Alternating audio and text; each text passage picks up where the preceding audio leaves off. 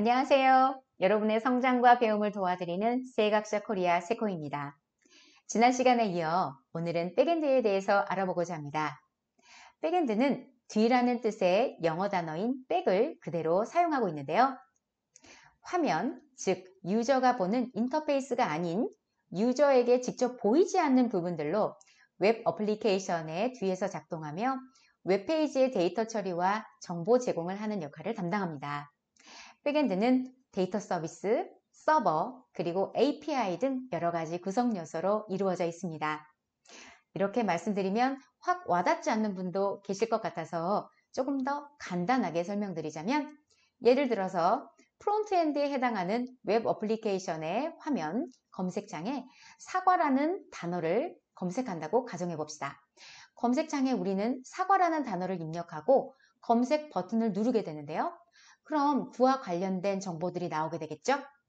그 정보들을 화면에 보이게 하기 위해서는 사과와 관련된 데이터를 가져오게 되는데, 그 데이터를 보관하고 화면에 보내는 과정을 백엔드라고 이해하시면 좋을 것 같습니다.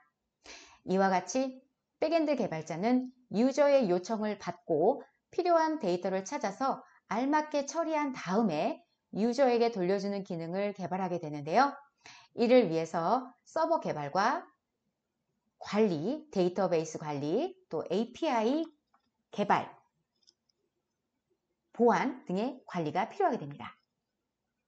그럼 먼저 데이터베이스란 무엇일까요?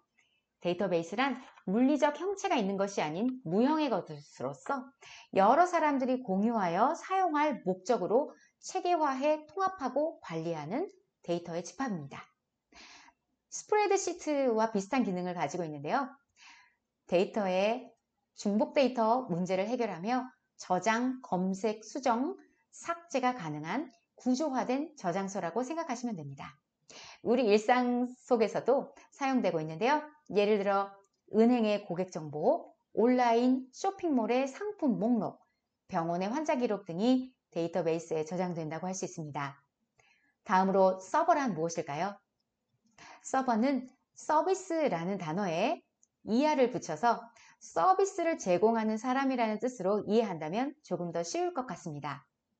IT 업계에서 서버란 웹 어플리케이션을 이용하는 유저에게 네트워크라는 정보가 오가는 길을 통해 정보와 서비스를 제공하는 컴퓨터 시스템입니다. 유저가 요청하는 정보를 서버가 받아서 처리하고 응답해 주는 것이죠. 참고로 유저는 언제 어디서든지 서비스를 제공할 수 있기 때문에 서버도 항상 그에 대응하기 위해서 24시간 가동되게 됩니다. 그 다음 API란 무엇일까요? 이것은 어플리케이션 프로그래밍 인터페이스라는 뜻으로 쉽게 예를 들어 설명하겠습니다. 먼저 손님이 햄버거 가게에 갔다고 가정해 봅시다. 손님은 점원에게 주문을 할 것이고, 점원은 손님의 주문을 받아서 요리사에게 전달할 것입니다. 요리사가 요리를 마치면 점원은 요리사에게 그 요리를 받아서 다시 손님에게 전달하겠죠. 여기에서 중간 역할을 하는 점원의 역할이 API의 역할이라고 생각하면 좋겠습니다. 즉, 프로그램끼리 정보를 주고받아야 할 때 정보를 담은 상자로 정보가 안전하게 전송되고 처리될 수 있도록 API를 사용하여 프로그램끼리 소통하는 데 도움을 주는 매개체와 같다고 하면 이해가 되실까요? 네, 추가적으로 보안이라는 말도 중요한데요. 말 그대로 데이터베이스와 서버 등 어플리케이션 자체를 보호한다는 뜻으로 이해하시면 좋겠습니다. 오늘은 백엔드에 대해서 알아보았는데 어떠셨을까요?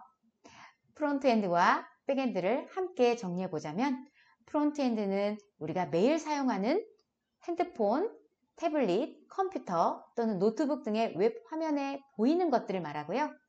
백엔드는 그 화면에서 유저가 요청하는 정보나 서비스를 관리하고 저장하며 전달하는 역할이라고 이해하시면 좋을 것 같습니다.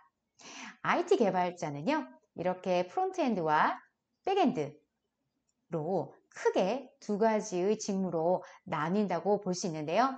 본인의 흥미와 적성에 맞추어서 공부해 보면 좋을 것 같습니다.